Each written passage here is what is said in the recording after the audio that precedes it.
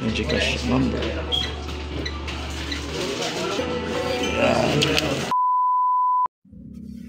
Alright, magandang gabi mga kaibigan. So, may panibago tayong vlog at tutorial. So, ngayon nandito pala ako sa 7-Eleven para mag-cash in ng pera sa ating Gcash account.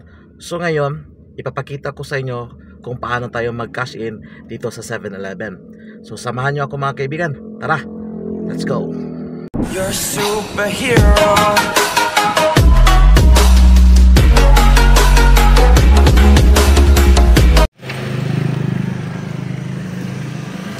So ngayon dito na ako sa 7-Eleven at pasok na tayo papunta sa store ng 7-Eleven.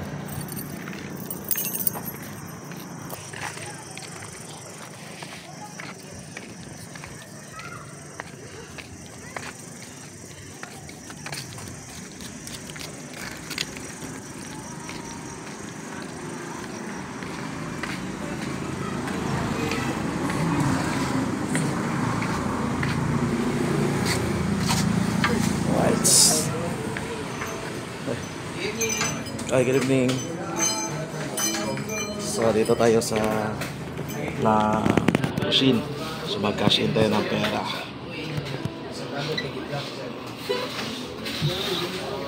Gcash. So balik ko pa. Ito yung mga ano dito.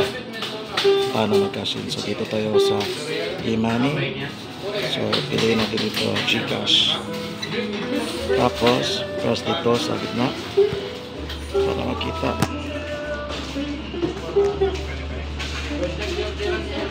Start.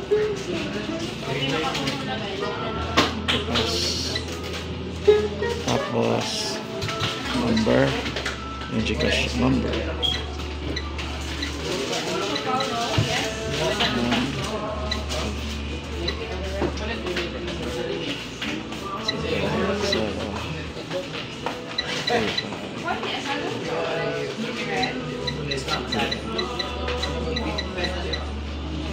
So 9 say 5 7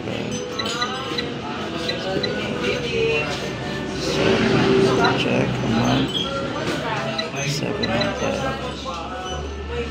so check, so double check na 1 2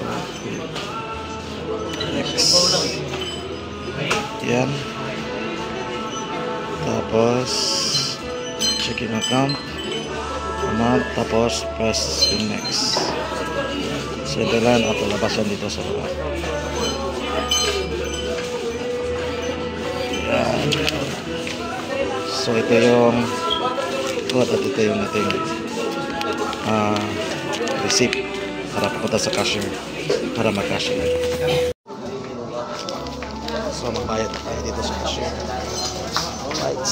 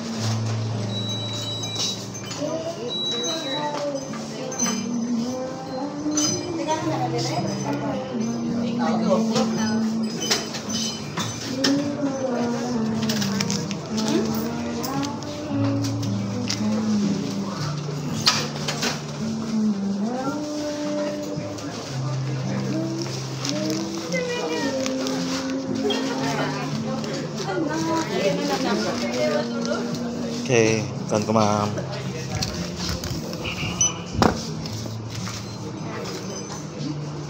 Okay. Sir, mag-1 check 7, sir. Pila charge, ma'am? 7. 7, okay. Okay na yung number, sir. Sir, Okay, okay na ma'am.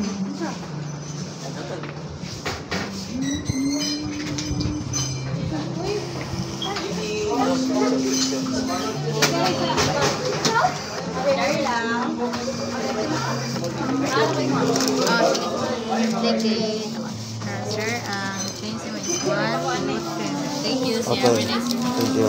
So ayun, ganun lang kadali mag-cash in mga kaibigan. So hanggang dito na lang.